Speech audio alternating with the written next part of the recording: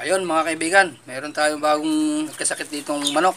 Are, ang ating si Brasback Cats na are, oh. Meron siya ng pisik. Bago ko sabihin ang gamot na ibibigay natin sa kanya, update ko muna kayo sa aking binabang mga sisew.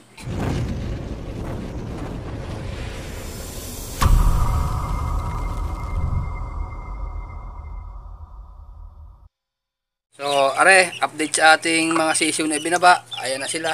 Saka yung ating nagkasakit, masisigla na. So, ngayon, patukay na muna natin sila. At gutom na. Medyo late na ako nakapatuka. 8:30 na. So, ayan, mga kaibigan, ang ating mga sisiw na ibinaba. So, hindi naman sila nagkasakit ng coccidiosis. Kung ano pang nakuhang sakit nila sa lupa. Naging masigla naman sila sa ginamit nating Peristat. So, ayan yung ating una nagkasakit mga kaibigan na hindi na matunawan. Ayan na siya. Mukhang lalaki pa mga kaibigan. Tapos ito naman yung may bulutong natin. Hanggang ngayon buhay pa. At masigla na rin siya. So yun lang naman, no? Balik tayo din sa aking Brasback Cats na rin. Kunin natin siya sa kulungan para makita nyo. Ayan siya mga kaibigan. Nakikita nyo pag ang kanyang mukha. Bali 5 months na siya. Parehas pag ang mukha. Oh. So hindi ko na pagkakahabaan. So ito lang ang katapat niyan mga kaibigan.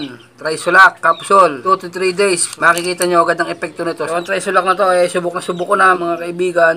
Talagang super effective to para sa akin. Pero gamutin itong pisik mga kaibigan pag maling gamot ang inibigay natin. Kasi maaari yang tumigas at hindi na maalis. Basta't maagapan, hindi na para tumigas yan. Sa panggagamot nito mga kaibigan, ang ginagawa ko, pag unang araw na lang sila yung nagkaroon, hindi ko muna sila pinapatukan ngayong umaga. So mamayang hapon ko na lang sila patutukain. So ngayon, susubuan lang natin to kasi unang araw niya nagkameron siya, baka hindi siya matunawan pagka pinatukapan natin.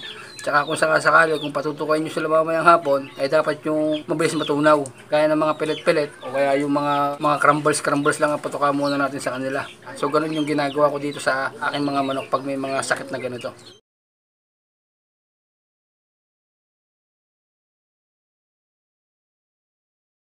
So yan, painumin na lang natin siya ng tubig, mamayang hapon na natin siya patutukuin. Subuhan na rin natin for prevention naman niya para hindi na rin siya mahawaan. So sana naintindihan niyo mga kaibigan. So yun lang naman ang aking video ngayong araw. Sana naintindihan niyo mga pinagsasabi ko. Bye!